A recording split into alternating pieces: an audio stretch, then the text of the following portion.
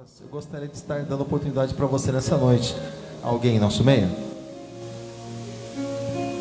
Glória a Deus. Eu saudo o povo que vai morar no céu com a paz do Senhor Jesus Cristo nessa noite. Amém? Deus colocou algo no meu coração durante essa semana. Sempre, nosso dia a dia, Deus ali, Ele trabalhando, a gente fazendo algo, Ele sempre está ministrando algo ao nosso coração. Sempre uma situação ou algo que a gente passa, o Espírito Santo, nosso amigo Espírito Santo, Ele coloca algo no nosso coração. Ele transforma algo vindo daquela situação, muitas vezes adversas, durante o nosso dia a dia. Ele transforma algo adverso em esperança para os nossos corações. E eu falei para Deus, se eu tiver a oportunidade de estar falando essa reflexão, se eu tiver a oportunidade de estar ministrando essa palavra que Ele colocou no meu coração, eu vou passar adiante, eu não vou guardar só para mim. E hoje nós estamos aqui com a oportunidade. E eu falo para você, não deixe passar aquilo que o Senhor tem colocado no seu coração. Os testemunhos que muitas vezes edificam sim a nós mesmos, mas muitas vezes o nosso irmão que está caído, o nosso irmão que está ali triste, que está precisando de um consolo vindo de Deus, ele se espelha em você. E ele vê que através do seu testemunho, o mesmo Deus que fez na sua vida é capaz de fazer na vida dele. Por isso seja grato, seja um testemunho vivo nas mãos do Senhor. Eu não vou pregar não, irmãos, mas só vou ler uma passagem aqui. Quantos aqui fizeram planos quando fomos entrar nesse ano aqui? Quantos aqui fizeram planos? Dá um joinha aí. Com certeza todos nós, né? E não é diferente. Hoje nós estamos findando este ano difícil.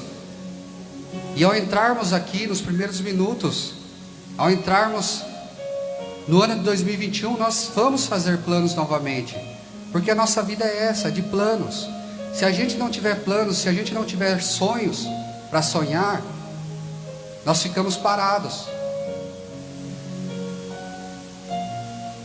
Mas o que tomamos para os nossos corações em relação a esse ano? Assim como o evangelista disse aqui, o coração do homem, ele é falho também. Muitas vezes nós planejamos, muitas vezes nós colocamos, esse ano eu vou fazer tal coisa, mas nós vimos que esse ano aqui foi totalmente adverso. Foi do jeito que o Senhor quis, não do jeito que nós planejamos. Nós sabemos que os planos, os projetos de Deus são melhores que os nossos. E o que nós estamos passando no dia a dia hoje? O que nós estamos vivendo? Eu meditando, eu estudando aqui na palavra de Deus, na vida do profeta Abacuque, nós podemos ver que, eu pude ver, eu creio que Deus também ministrará ao seu coração, que o que ele estava vivendo naquele momento, naquela época da vida dele, praticamente são as mesmas coisas que estão acontecendo hoje. Eu vou ler com vocês aqui em Abacuque, no livro do profeta Abacuque, capítulo 1. Eu vou dar uma resumida na história do profeta Abacuque. Não tem muita história dele na Bíblia, é só esse livro mesmo, não fala mais nada no Antigo Testamento e mais nada no Novo. Mas ele vivia ali em uma época onde não se ouvia a voz de Deus naquele tempo. Havia um bom tempo que Deus estava parado, Deus não estava respondendo. E muitas vezes nós estamos nessa situação. Muitas vezes você está nessa situação. Muitas vezes você tem chorado na presença de Deus e não tem visto a resposta. Mas continue firme, continue fiel. Que assim como ele orou aqui, Deus ouviu a sua oração. Deus falou com ele. Deus ministrou ao coração dele e lhe entregou uma sentença. O livro começa no capítulo 1 dizendo assim o título: Sentença revelada ao profeta Abacuque. E olha o que ele estava passando naquela época. Vê se não tem uma semelhança com o que nós estamos passando hoje. A queixa de Abacuque. Ele começa se queixando. Ele começa se queixando: por quê? Por que eu estou passando? Por que meu povo está passando por isso? Por que nós estamos passando por adversidades, lutas, tristezas em nosso dia a dia e o Senhor não tem feito nada? Nós estamos orando, clamando e não estamos vendo a resposta de Deus. Olha o que ele diz aqui, ó: até quando, Senhor, clamarei pedindo ajuda e tu não me ouvirás? Até quando gritarei violência e tu não salvarás? Porque me fazes ver a iniquidade, porque toleras a opressão, pois a destruição e a violência estão diante de mim. Há litígios e surgem discórdias, por isso a lei se afrouxa e a justiça nunca se manifesta, porque os ímpios cercam os justos e assim a justiça é torcida. O que estamos vendo hoje? O que estamos vendo hoje no nosso dia a dia? Estamos vendo isso daqui, a justiça torcida? Estamos vendo aqui os ímpios cercando os justos? Fechando as igrejas?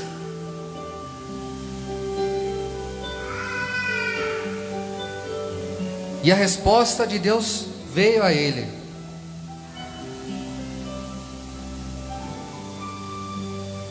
A resposta de Deus vem dizendo que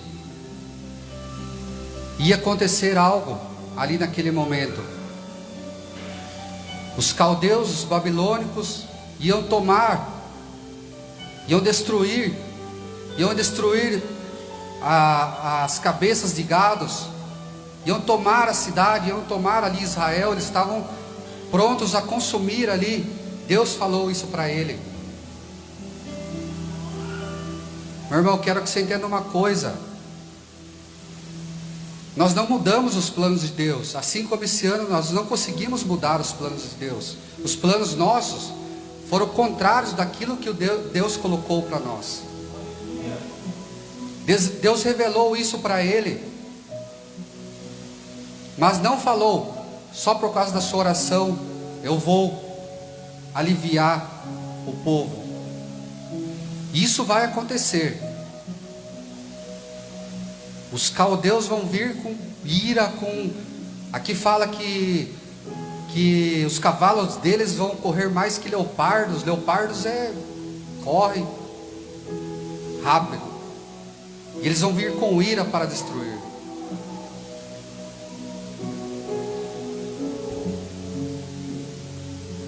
E ele diz, ele começa o texto se queixando.